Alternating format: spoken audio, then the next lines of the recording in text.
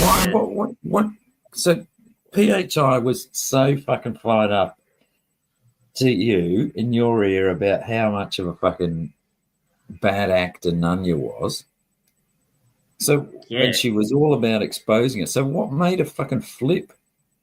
That's kind of what puzzles me because like I don't know if it's like is it like that's all they got with each other like I'm trying I don't I'm that's kind of what's puzzling me like because maybe that's the only person defending each other I guess but I mean that's eventually gonna end you know I don't see how that can last if that's not based on I No, don't know she said she was gonna expose her I don't know like it's she. when would that So kick in she yeah. said. So PHI said that she was going to expose Nunya, Yes.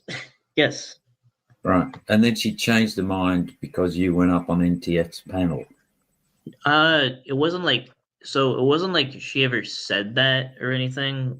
Um, but like my understanding, as I would say, Mm, uh, it seems like like Nunya's the only one really defending PHI, and PHI is the only one defending Nunya. So yeah, maybe it's like that's what's going on. Like the Nunya Knight kind of whatever is like yeah. very narrow.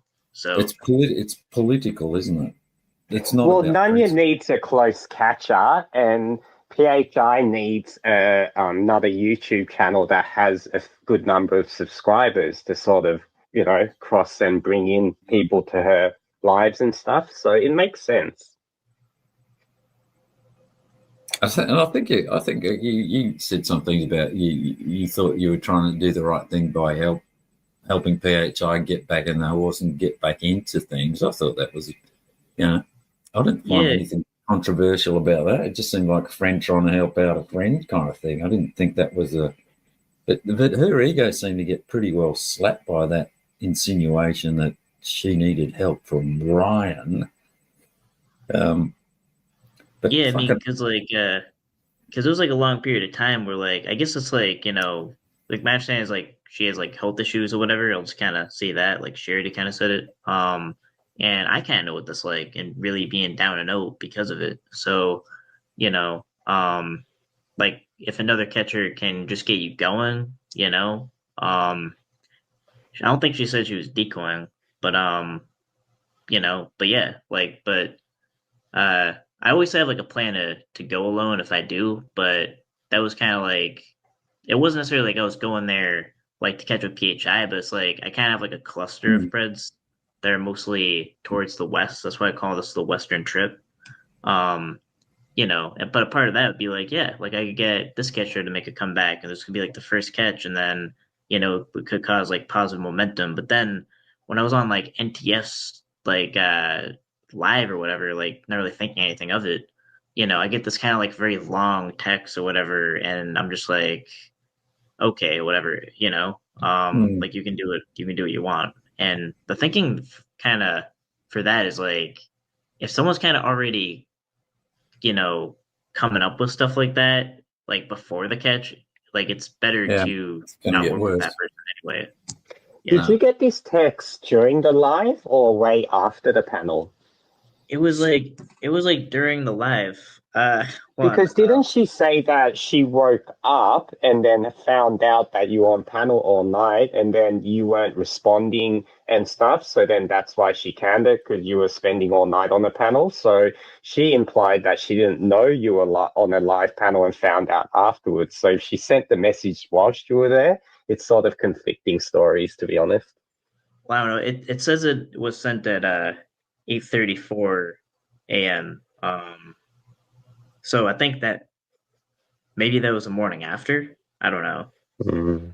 And That's were what. you like passed out for most of the day next day? Because that's what she used as the reasoning why she had this. She can't, someone who's prioritizing a drama panel and spending all night and not available during the day or some along those lines.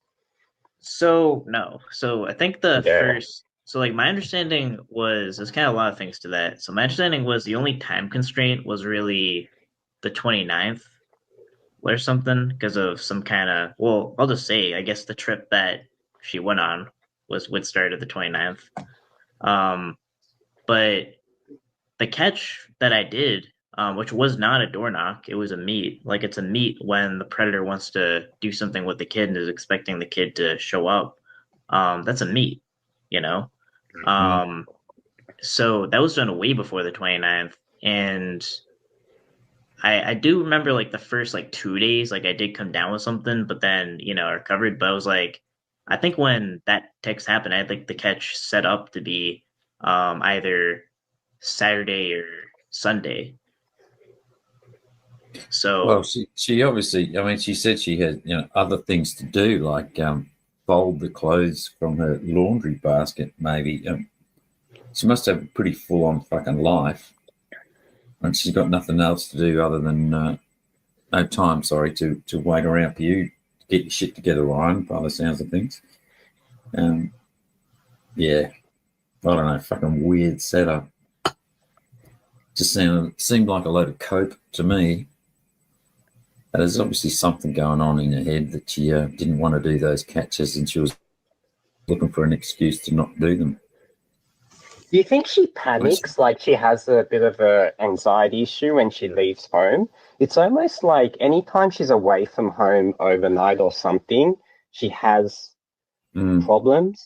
Like, like people used to say that's addiction, but, just to be fair, it could also be some form of anxiety issue or something. But I wonder if she does struggle spending time away from home, because it seems to be a pattern.